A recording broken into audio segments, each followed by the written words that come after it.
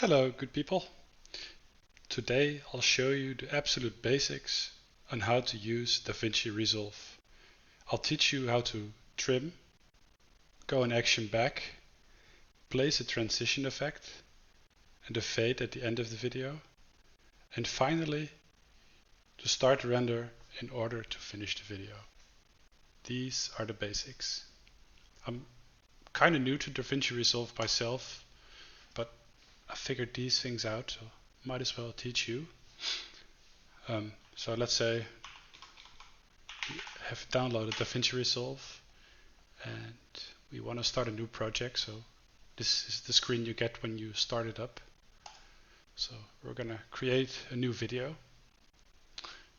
We're going into File and we're going to import a media file. And I'm going to use this file. The clips have a different frame rate than the current project settings. Would you like to change your time frame rate and video format to match?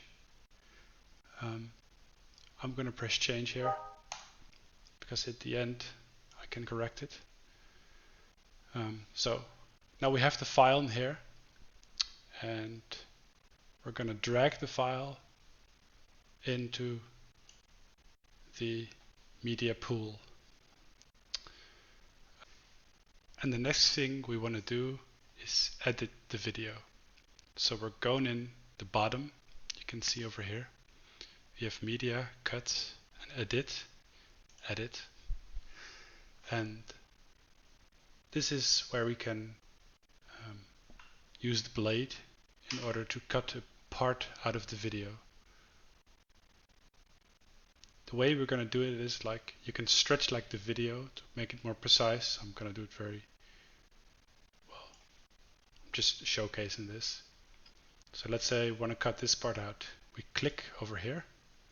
It creates a little line and we want to cut till here. Now we have cut this part. There's like 2 lines on either side. And now we want to remove this part of the video. You can press either A or click on this red little arrow.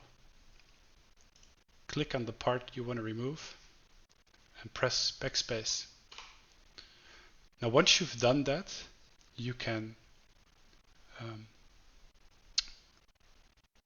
grab the part, this part that is loose, that is cut off, and you can drag it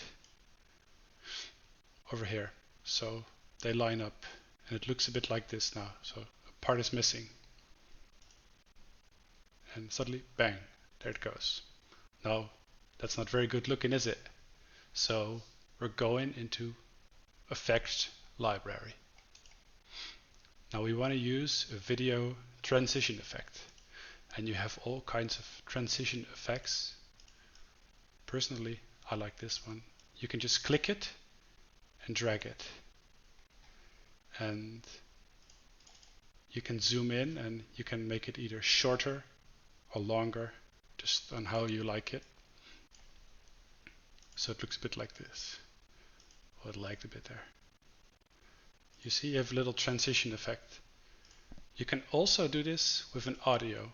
Usually I like to fade out the audio, place it over there, and you can manipulate that as well, just the way you like it. Okay, now once we've done that, let's say we've cut out a few parts and our video is ready to go.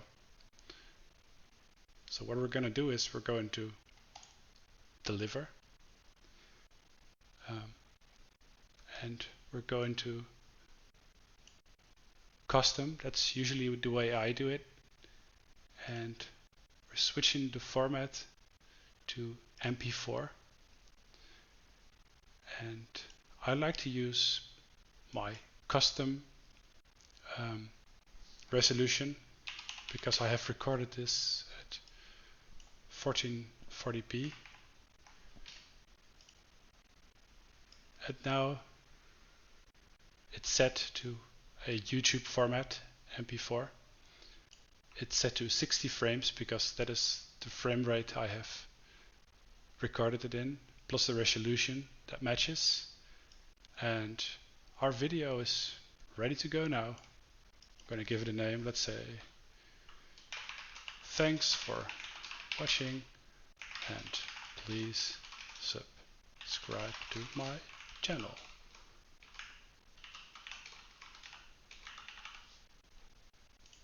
So that's done. Video, very basic, it works. We're going to add it to render queue. And we're going to save it. And it says, are you sure you want to add the render queue at a resolution larger than your timeline resolution? Image processing is performed at the timeline resolution, which can be set in project settings under timeline format. Choosing an output resolution that is larger than the timeline resolution might not result in the desired image quality.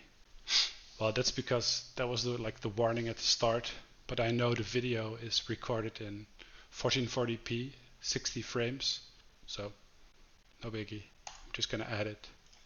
And once that is done, you have like a little thingy here that says, you know, the video you've made, and you're just gonna press start render. And once that is done, your video is complete and you can upload it to YouTube. Thanks everybody for watching. I hope I taught you something. I would really appreciate if this helped you, if you liked my video and subscribe to my channel.